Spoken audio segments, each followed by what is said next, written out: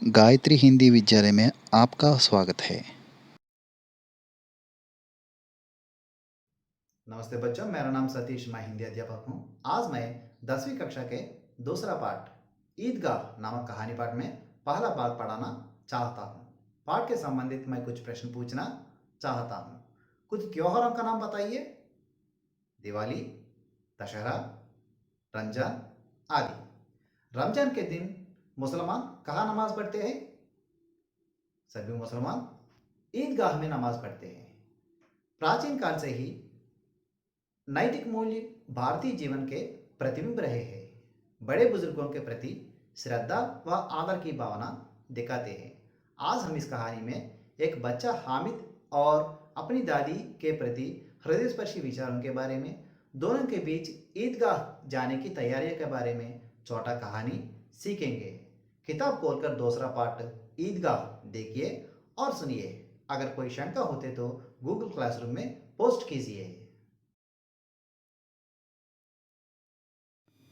आज हम इस कक्षा में उन्मुखीकरण, प्रश्नोत्तर, उद्देश्य, विधा विशेष, विषय प्रवेश, लेखक परिचय आदि सीखेंगे। उन्मुखीकरण। पथिकों को जलती दोपहर में पेड़ सदा देते हैं छाया, खुशबू भरे फूल देते हैं हमको नव फूलों की माला, त्यागी तरुओं के जीवन से हम भी तो कुछ देना सीखे।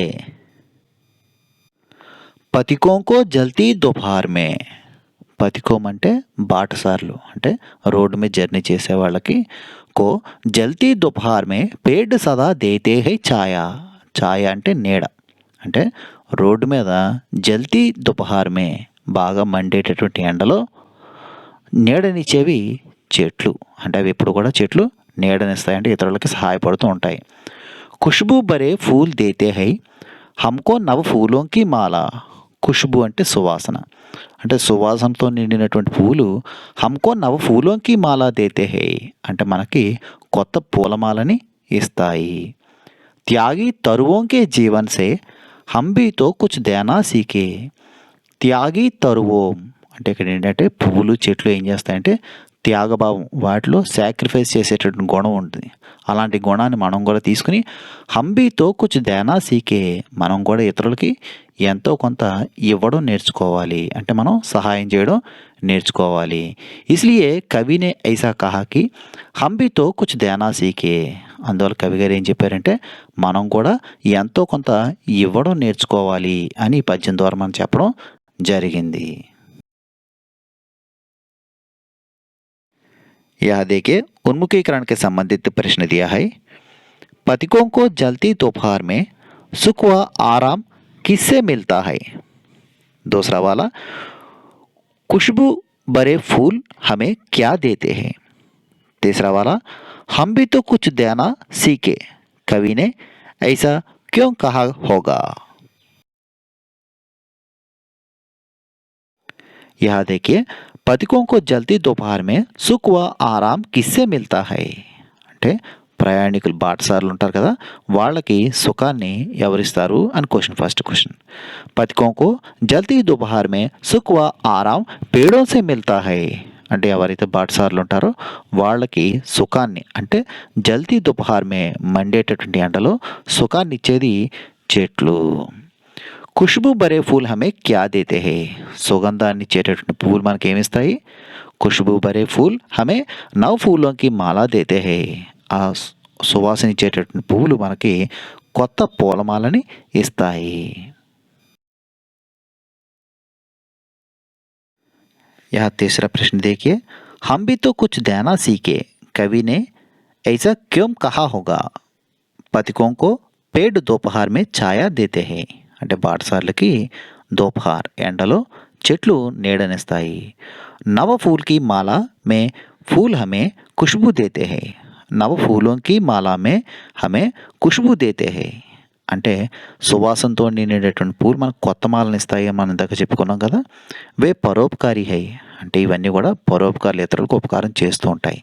ఉసి ప్రకార్ హం భీ ఉన్హే, అంటే మనం కూడా వాటిలాగే, వేటిలాగా पेड़ और फूलों को देखकर అంటే ఆ చెట్లని పువ్వుల్ని చూసి త్యాగ్ భావకో అపనాకర్ దూసరోं को देना है అంటే వాటిని చూసి మనం సాక్రిఫైస్ అంటే త్యాగం చేయాలి అనేటువంటి గుణాన్ని మనం తీసుకుని మనం కూడా ఇతరులకి ఏదో ఒకటి ఇవ్వాలి ఎంతో కొంత చెయ్యాలి అనే ఉద్దేశంతో కవి గారు ఇక్కడ ఇలా చెప్పడం జరిగింది. इसलिए कवि ने ऐसा कहा कि हम भी तो कुछ देना सीखे అంటే వీటినన్నిటిని చూసిన తర్వాత కవి గారు చెప్పారు हम भी तो कुछ देना सीखे మనం కూడా ఎంతో కొంత ఇవ్వడాన్ని నేర్చుకోవాలి అని కవి గారు చెప్పడం జరిగింది.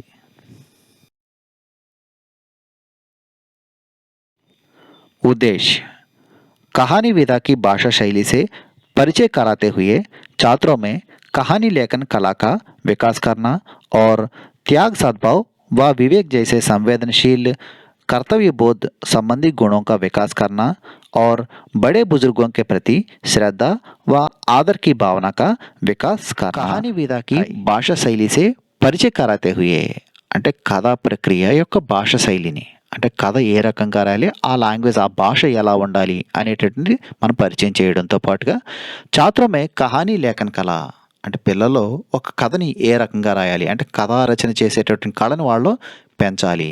వాటితో పాటుగా త్యాగ్ సద్భావ్ వివేక్ ఒక త్యాగం సద్భావన వివేకం వంటి అనుభూతులు అంటే అలాంటి అనుభూతులు వాళ్ళలో కలుగుతూ ఉంటాయి. అవి కలిగినప్పుడు వాటితో పాటుగా కర్తవ్య బోధక వికాస్ అంటే వాళ్ళు ఎటువంటి కర్తవ్యాన్ని నిర్వహించాలి వాళ్ళు నిర్వహించాల్సిన కర్తవ్యం ఏంటి అలాగే బడే బుజుర్గోంకే ప్రతి శ్రద్ధ ఆదర్కి భావనక వికాస్ అలాగే పెద్దలు వృద్ధులు ఇంట్లో ఉంటారు కదా వాళ్ళ పట్ల మనం ఎటువంటి భక్తి గౌరవాల్ని కలిగి ఉండాలి అనేటువంటి విషయాలన్నీ కూడా మనం ఈ లెసన్ ద్వారా మనం తెలుసుకోవచ్చు.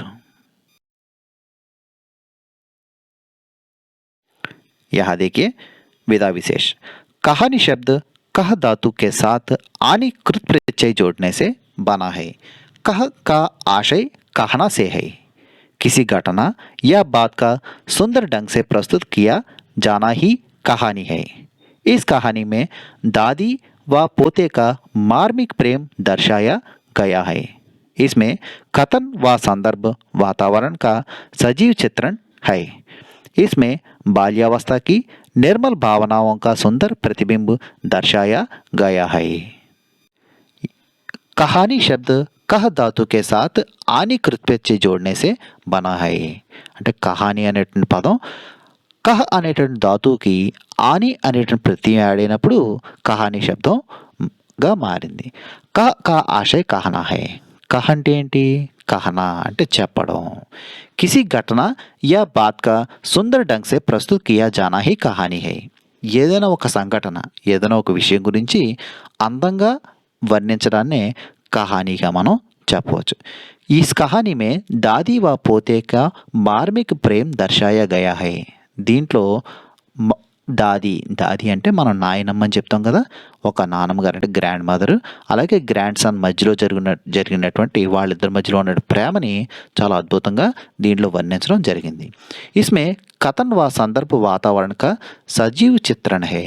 అంటే ఈ కథలో అక్కడ సందర్భం అంటే ఆ కథలో ఉన్నటువంటి సందర్భం కానీ అక్కడ ఉన్నటువంటి పరిస్థితులు కానీ చాలా సజీవంగా వర్ణించడం జరిగింది ఈ మన ఈద్గాహ్ అనేటటువంటి కహానీలో.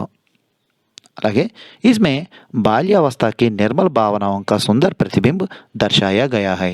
దీంట్లో పిల్లలు బాల్యావస్థ అంటే చిన్నతనంలో వాళ్ళలో చాలా స్వచ్ఛమైనటువంటి భావాలు ఉంటాయి. వాటిని చాలా అందంగా అద్భుతంగా ప్రతిబింబించారు మన ప్రేమ్చంద్ గారు.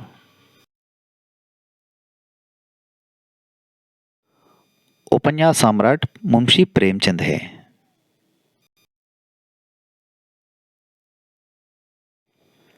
लेखक परिचय. प्रेमचंद का जन्म एक गरीब घराने में काशी में 31 जुलाई 1880 को हुआ. इनके बचपन का नाम धनपत राय श्रीवास्तव था. इन्होंने ट्यूशन पढ़ाते हुए मैट्रिक तथा नौकरी कराते हुए बीए पास किया. इन्होंने लगभग 1 दर्जन उपन्यास और 300 से अधिक कहानियां रचना की. इन्हें उपन्यास सम्राट भी कहा जाता है. प्रेमचंद का जन्म एक गरीब घराने में काशी में 31 जुलाई 1880 को हुआ.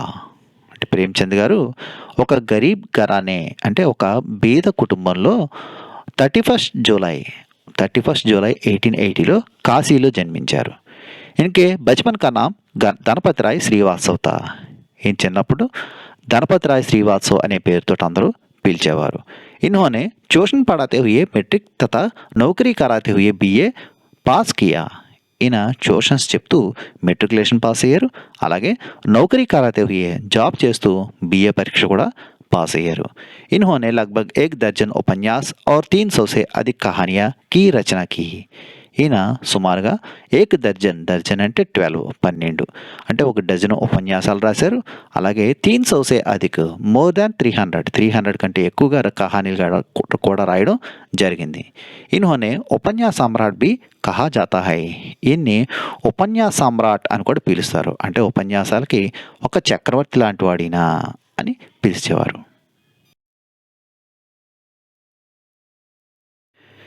इनकी कहानियाँ मानसरोवर शीर्षक से 8 खंडों में संकलित है।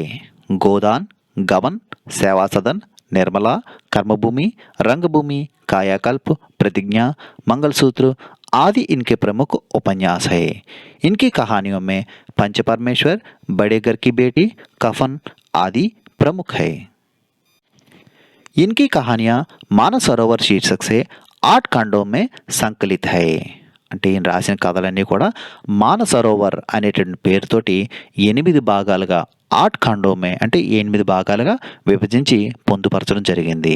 ఈయన రాసిన రచనలో గోదాన్, గబన్, సేవా సదన్, నిర్మల, కర్మభూమి, రంగభూమి, కాయకల్పు, మంగళసూత్ర ఇవన్నీ కూడా ఈయన రాసినటువంటి ఉపన్యాసాలు। అలాగే ఇన్కి కహానియోమే ఈయన రాసిన కథల్లో పంచపరమేశ్వర్, బడేకర్ కి బేటీ, కఫన్ ఇవన్నీ కూడా ఈయన రాసిన ప్రముఖ కథల కింద మనం చెప్పచ్చు।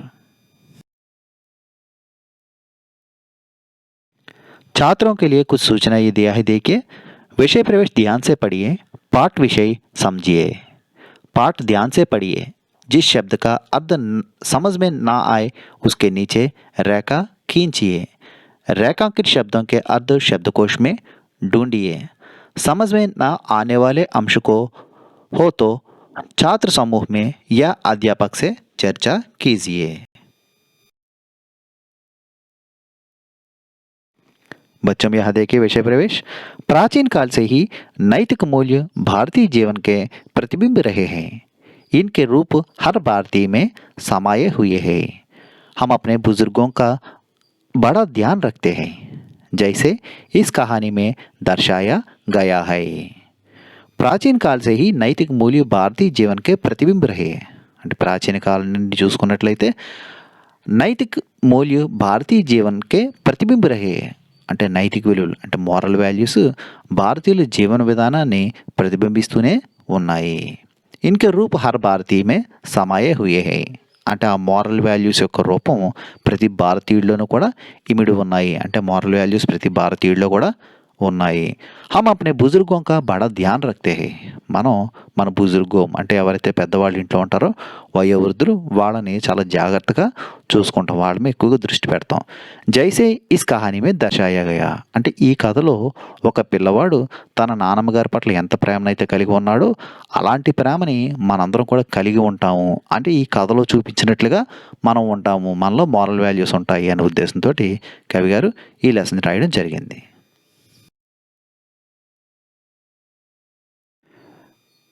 बच्चों यहाँ देखिए, बड़े लोगों को और सभी को आदर करें के संबंधित एक वीडियो रखा है, देखिए। बड़े लोगों को और सभी को आदर करें।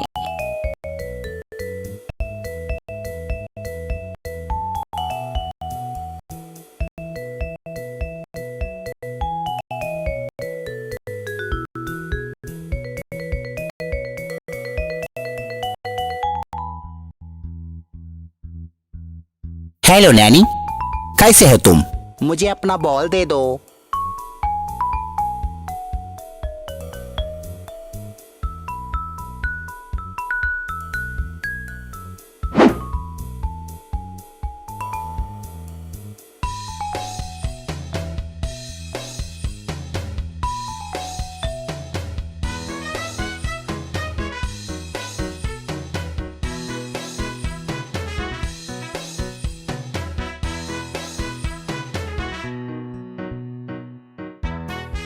प्लीज मेरा बॉल दे दो। आ,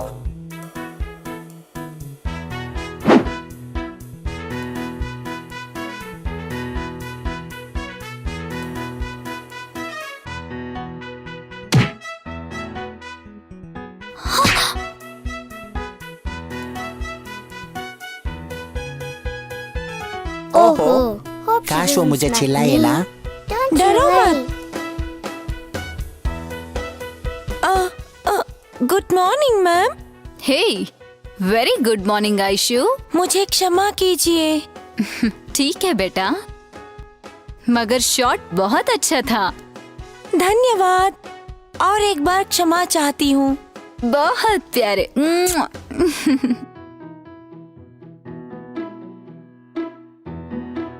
हे आयशु, मैं तो सोच रहा था कि वो हम पे चिल्लाएगी।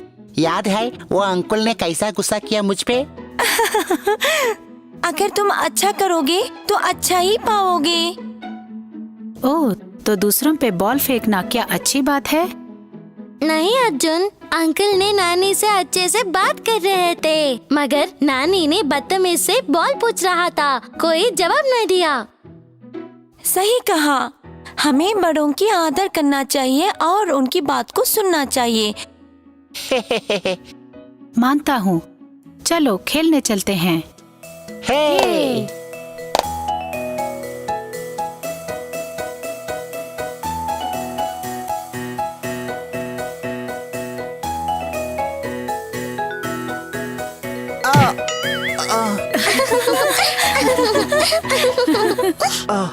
पट गए रे। ओ,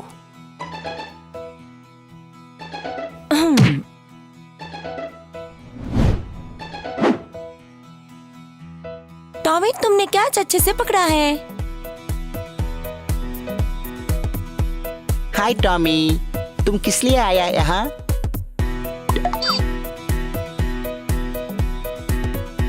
दादाजी, दादी जी। हम तो यहाँ तुम्हारा खेल देखने के लिए आए। जाओ जाके खेलो, हम यहीं से देखते हैं। दोस्तों, वे नीचे नहीं बैठ सकते।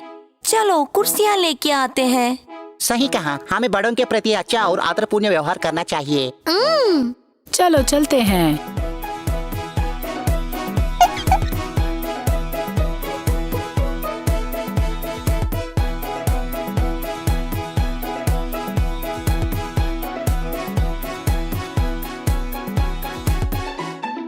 धन्यवाद बच्चों, आप सब बहुत प्यारे हो। चलो अब खाने का वक्त हुआ है।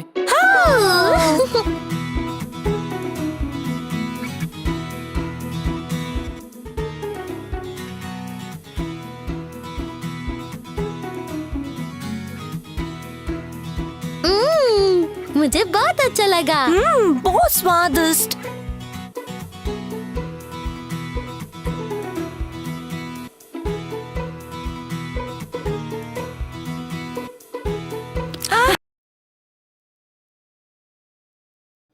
Children, please post your doubts in Google Classroom. बच्चों, आज हम इस कक्षा में दूसरा पाठ ईदगाह के संबंधित उन्मुखीकरण, प्रश्नोत्तर, विधा विशेष, विषय प्रवेश, लेखक परिचय आदि सीख लिया है। आने वाले कक्षा में कहानी सीखेंगे। यहाँ दिए गए लेखक परिचय एक बार लिखकर पढ़िए। Thank you.